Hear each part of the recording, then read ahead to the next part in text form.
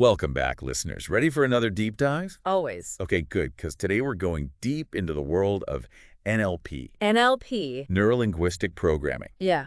And before you tune out thinking it's just some, fancy jargon, trust me, it's not. Oh, I know. It's way more than just buzzwords. It really is. We're talking about the subtle ways language can actually, shape our thoughts and actions. It's pretty powerful stuff. Super powerful. And guess what? Our source material for this deep dive is a YouTube video that throws around terms like dark NLP techniques. The video is called, "What Dark NLP Techniques Are They Hiding From You?" Oh, wow. Sounds intense. It is. Yeah. It's on a channel called Mental Map. Yeah. So right off the bat, we're dealing with some intrigue. Definitely piques your curiosity. Totally. The video claims these techniques can be used for influence, persuasion, even manipulation. Uh-huh. So that's what we're going to unpack today. What exactly are these techniques? How do they work? And how can you recognize them in action? Important question. It's really important. So to kick things off, let's go back to the roots of NLP. Okay, back to the beginning. Exactly. The video mentions that NLP actually came from studying, get this, successful therapists. Really? I wouldn't have guessed that. Me neither. But apparently back in the 1960s, there were these two guys, John Grinder, a linguistics professor, and his student, Richard Bandler, Linguistics and... psychology. Oh, interesting combination. Right. They basically set out to figure out, what made these therapists so effective. So they were like NLP detectives. Totally. Cracking the code of human communication. I like that. NLP detective. Right. They spent years observing therapists, analyzing their language patterns, how they built rapport with their patients. Fascinating. It is. And they distilled their findings into a set of techniques. Bam, NLP was born. Wow. So it's not some dark art cooked up in a secret lab? Nope. It came from studying people who were actually trying to help others. Huh. That's kind of reassuring, actually. I know, right? But the video makes a point that's really important to keep in mind. What's that? NLP's effectiveness is still, debated in classical psychology. Really? Yeah, there's not a ton of, scientific research backing up all of its claims. That makes sense. I mean, if it was that easy to, control people's minds, everyone would be doing it. Right. But let's be honest. What? The idea that you can, subtly influence someone with just your words Yeah. is pretty intriguing. Totally. It's kind of a little bit creepy, but also fascinating. Exactly. And that's where the whole dark side of NLP comes in. Ah, the dark side. Right. The video emphasizes that even, amateurs, people who've only learned a few NLP techniques, can use them to manipulate others. And often, the people being manipulated don't even realize it's happening. Wow. Okay, I'm definitely hooked now. Tell me more. All right. You asked for it. So what are some of these techniques? Let's get into the juicy stuff. Give me an example. All right, so one that really caught my attention is called attachment, but it's also known as mirroring. Have you ever noticed how when you're really connecting with someone, you kind of unconsciously start, mirroring their body language? Mirroring. You mean if they cross their legs, I cross my legs, or if they lean in, I lean in. Exactly. NLP practitioners believe that subtly mirroring someone's behavior can actually trigger the release of mirror neurons in the brain. Mirror neurons. What are those? They play a key role in empathy and social connection. Oh, interesting. So by mirroring someone, you're tapping into their brain's wiring for connection. Yep. It's all about building rapport. That's sneaky. It can be. But again, the key here is subtlety. If you're too obvious about it, it comes across as, creepy or just plain weird. Yeah, like when someone tries too hard to be like you and it just feels off. Exactly. You want it to be natural and unconscious. Okay, mirroring makes sense. What else is in the NLP playbook? Well, once you've established that initial connection, the next step is to build what they call rapport. Rapport. Basically, you're creating a space where the person feels comfortable and receptive to what you have to say. Gotcha. So you're not jumping straight into persuasion, but rather setting the stage. Precisely. The video gives this example of saying something like, "I'm just like you, I also love hiking in the woods," to create that sense of shared interest. Oh yeah, like finding common ground. Exactly. It's about subtly shifting the person's state of mind. So once you've mirrored their behavior and built that rapport, then you can start to subtly lead them towards your desired outcome. ooh, sneaky. It's not about forcing them, but rather gently nudging them in a particular direction. The video uses this analogy of a dance where you're leading but also following, responding to their cues and subtly influencing their movements. The NLP dance. I like it. Right. But okay, let's get specific. What are some of these verbal dance moves that can subtly influence someone? Like, what are we actually saying? Well, one that's often used in like sales and negotiations is called the 3 yeses technique. 3 yeses. Okay, tell me more. So it's based on this psychological principle of commitment and consistency, basically. Wow. You get someone to agree to 2 small things, Okay. which then makes them more likely to agree to a third, bigger thing. Ooh, interesting. Our brains, like, crave consistency. So once we've said yes twice, Yeah. it becomes harder to say no, even if the third request is, a bigger commitment. Wait, is this like that foot in the door technique I've heard about? Yeah. Where you start with a small request to get someone to agree to something bigger later on? It's similar, but the 3 yeses focuses specifically on that pattern of agreement. So it's not about the content of the request, but the act of agreeing itself. Exactly. The video even mentions a connection to like what's sometimes called gypsy hypnosis, Yeah. where the hypnotist rapidly gets you to agree to a series of statements, building momentum towards a final suggestion. Whoa, okay. Now that is getting a little freaky. It is, right. Yeah. And that's why understanding these techniques is so important. It's not about becoming a master manipulator yourself, Right. but about being aware of how these subtle tactics can be used, both for good and for, well, not so good. Okay, I'm officially hooked. What other mind-bending techniques does this video reveal? Give me more. All right, well, one that's both fascinating and a bit unsettling is called switching attention. Switching attention. Like when your dog suddenly gets distracted by a squirrel Oh, yeah. and forgets all about the treat you were holding. Yeah, happens all the time. It plays on our limited attention spans by Yeah. diverting our focus, even momentarily. Okay. It creates a kind of a blind spot where we're more susceptible to suggestion. Good blind spot. The video uses the example of like a cashier being tricked by a fraudster who subtly shifts their attention, causing them to miss like crucial details. Oh, wow. That's kind of scary. It is, right? It's like a Like, magician's sleight of hand, but with our minds instead of object. Right, right. Okay, that's wild. And that's why awareness is so important. By understanding these techniques, we can become more like discerning observers of our own thoughts and actions, recognizing when someone might be trying to subtly influence us. Okay, I'm starting to see that. Good. Yeah. It really is like magic when you think about it, the way these techniques can subtly shift our perception. Another one that plays with our perception is called reframing. Reframing. Okay, that sounds interesting. Break it down for me. Think of it as like putting a positive spin on things, but in a way that kind of changes the entire meaning. Okay. The video gives this great example. Instead of saying he's stupid, Yeah. you might say he takes a little longer to appreciate the situation. It completely shifts the perspective, right? Well, yeah. It's like turning a negative into a positive without actually like denying the original observation. Yeah, Sneaky. it is. Reframing is all about like altering the meaning we attach to events or people. Right. By changing the language, we change the emotional response. And ultimately influence how someone perceives reality. It's subtle, but powerful. Okay, so we've got mirroring, building rapport, leading with the 3 yeses, switching attention, and reframing. I'm starting to feel like I need a cheat sheet just to keep up. Well, get ready to add another one to your list because this next technique is all about appealing to people's desire to appear competent. Ooh, okay. I like that. Who doesn't want to appear competent? Right. The video calls them trap words. Trap words. Okay, you've definitely got my attention now. What are we talking about here? Think about phrases like, you've already realized that, or how do you know? Yeah, okay.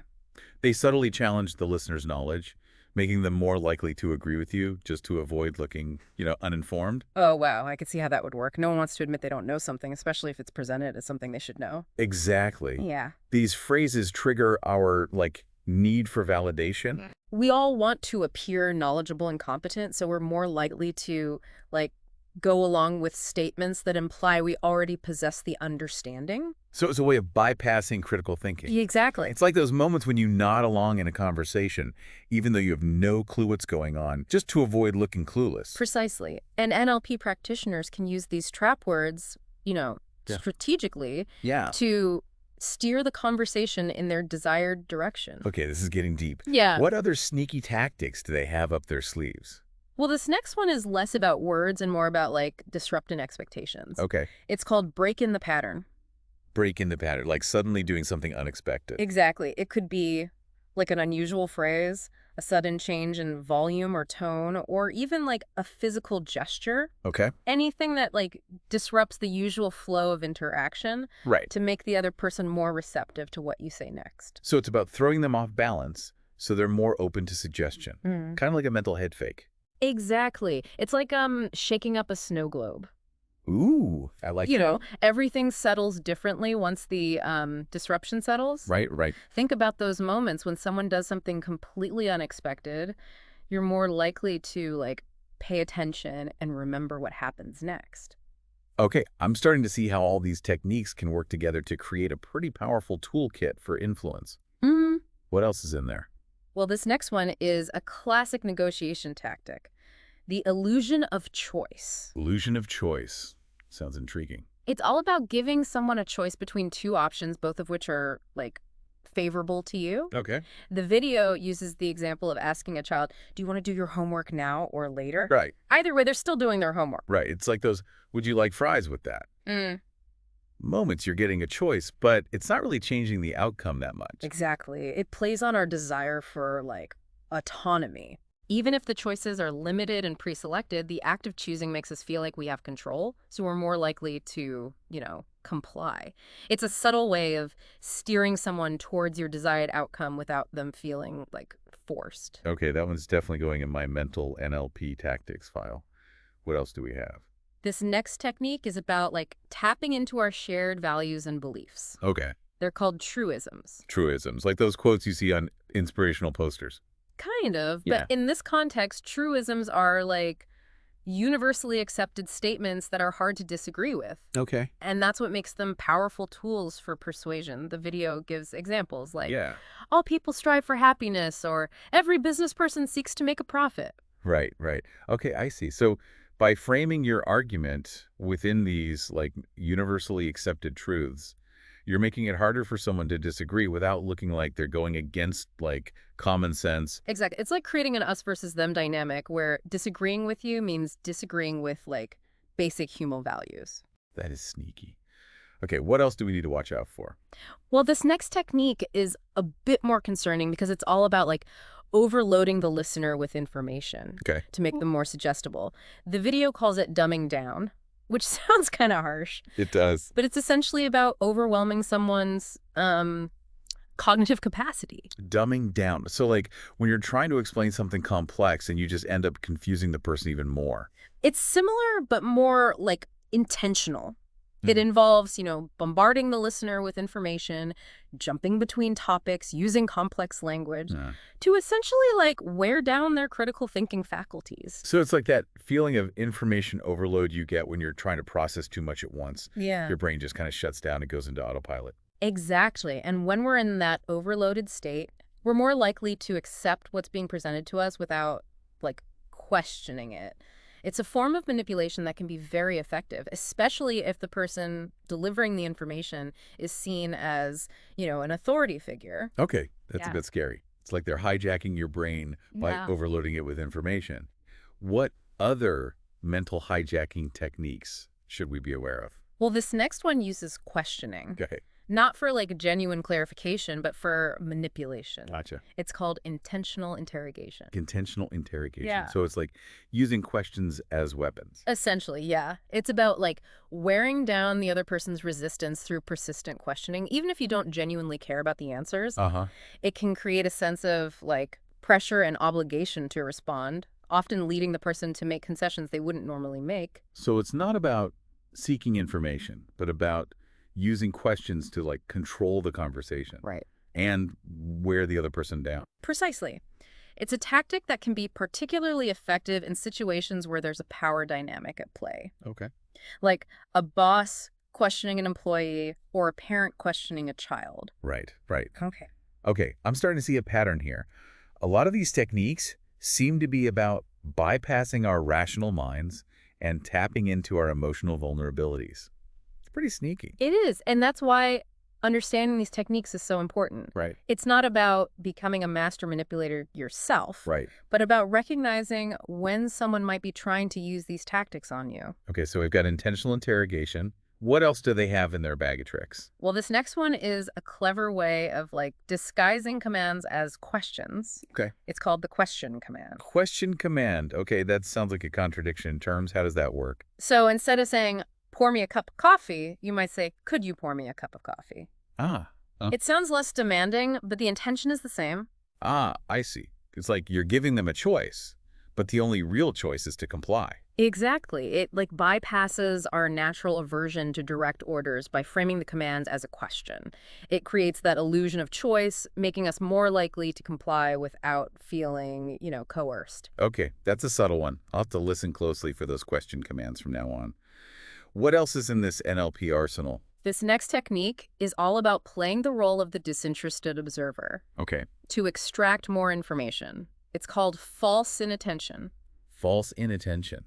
So it's like pretending you're not interested to get the other person to reveal more. Precisely. It plays on our need for attention and validation. Right. When someone appears disinterested, we tend to overcompensate, revealing more information than we intended to, regain their attention. It's a subtle but effective way of gathering intelligence without directly asking for it. It's like playing hard to get, but with information instead of affection. Okay, so we've got false inattention. What else is there? Well, the next two techniques are a bit more aggressive Okay. and honestly a bit ethically questionable. The video calls them anger and irony. Anger and irony. Okay, Yeah. those sound pretty intense. How do those work as NLP techniques? Anger involves using sudden bursts of anger Okay. to make the other person more likely to make concessions. It's about creating a sense of fear and intimidation to get what you want. Whoa, okay, that's definitely crossing a line.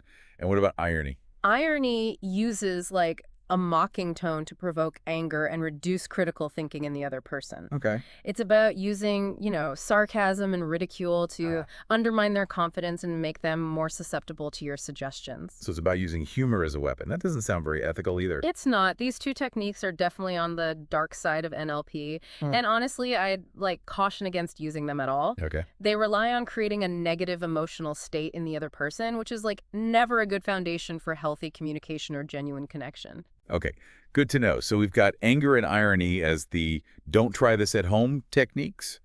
What else is there to learn about this NLP world? Well, the video then kind of shifts gears a bit and talks about how people perceive the world differently Okay. and how NLP practitioners tailor their techniques based on those differences. They talk about 4 main types: Yeah. audio, visual, kinesthetic, and digital. Oh, interesting. So some people are more visual learners while others learn best through listening or doing? Exactly. It's about recognizing that we all have different ways of processing information Right. and experiencing the world. Okay, that makes sense. But how can you tell what type someone is? Do you just ask them? You can ask, but you can also pick up on clues from their language patterns. Oh, that's interesting. So what kind of clues? Give me some examples. For example, auditory people often use phrases like, I hear you, or that sounds good.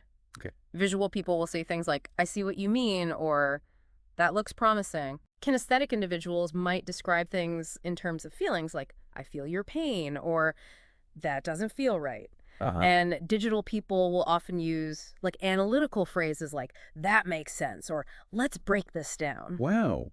I never really thought about it that way, but now that you mention it, I can totally see how those language patterns reflect different ways of processing information. Exactly. And NLP practitioners believe that by understanding someone's dominant perceptual type, you can tailor your communication to be more impactful Okay. and persuasive. So if you're dealing with a visual person, you might use more visual metaphors or imagery in your language. Exactly. Or if you're dealing with a kinesthetic person, Yeah. you might focus more on building rapport through shared activities Right. or physical touch. It's about speaking their language both literally and figuratively. Okay, this is blowing my mind. I'm starting to see NLP everywhere now. But let's get back to something we touched on earlier, the ethical implications of all this.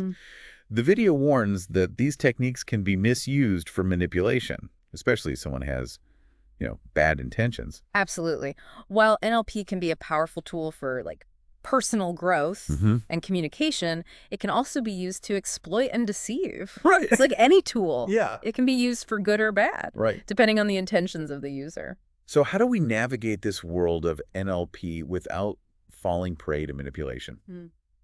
What are the red flags to watch out for? That's the million-dollar question. And the answer is, like, complex. Yeah. But I think the most important thing is awareness. Awareness. Now that you're familiar with the techniques, you'll start noticing them everywhere. Got Pay it. attention to how people use language, body language, tone of voice Right. to influence your thoughts and actions. It's like we've unlocked a secret code. Ugh. Suddenly we're seeing the matrix. But knowing the code doesn't mean we have to